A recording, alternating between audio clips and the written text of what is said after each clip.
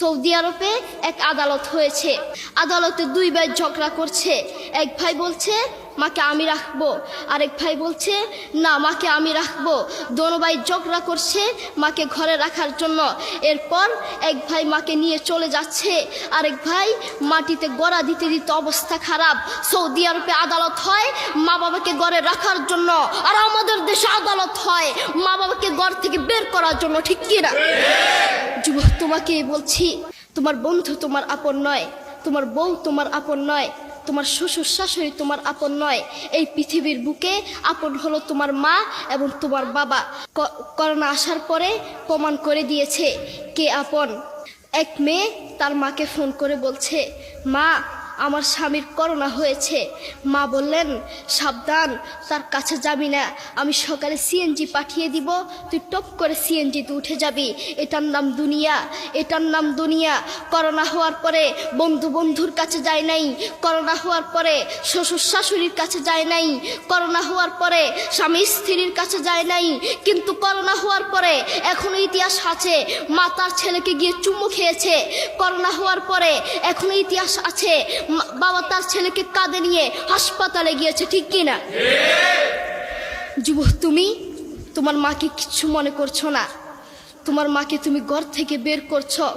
ছেলে বিদেশ থেকে এসেছে, এসে শ্বশুর বাড়িতে গিয়েছে, তারা তাকে উল্টাপাল্টা বুঝিয়েছে।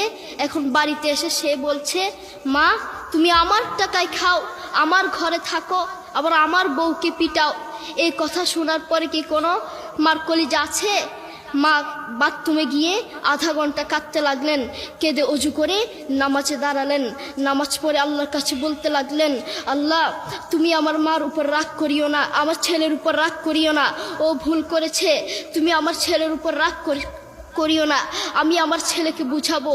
এরপর মা গিয়ে ছেলেকে বুঝাচ্ছেন, বলছেন বাবা তুমি আমাকে বের করে দিবা, সমস্যা নেই, তুমি আমাকে বের করে দিও, কিন্তু আমার একটা স্বপ্ন আছে।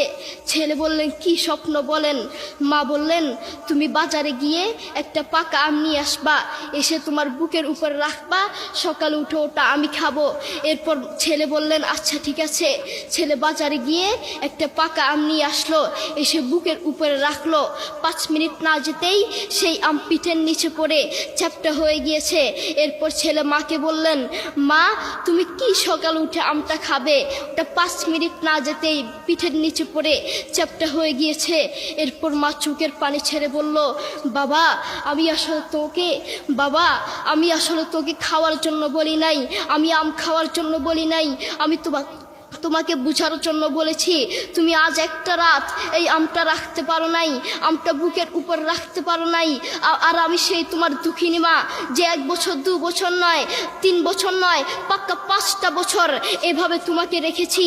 আমিও যদি তোমার মতো এভাবে ঘুমাতাম, তুমিও তো আমার পিঠের নিচে পড়ে চ্যাপ্টা হয়ে যেতা। এরপর ছেলে চোখের পানি ছেড়ে বলল, মা আসলে আমি বুঝতে পারি নাই তুমি কি জিনিস আসলে আমি বুঝতে পারি।